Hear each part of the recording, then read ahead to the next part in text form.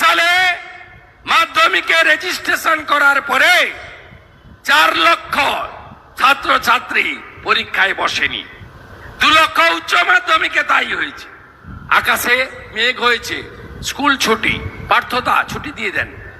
ঝড় আসছে, একটু রোদ উঠেছে 41 ডিগ্রি সেলসিয়াস, পার্থতা 1.5 মাস ছুটি দিয়ে দেন।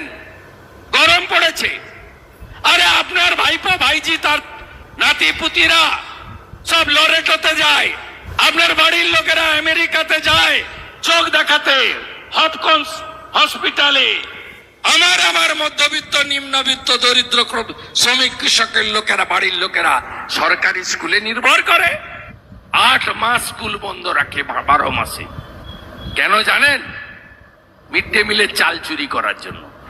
এত নিম্নমানের চোর বিগত দিনে কোনোদিন দেখিনি।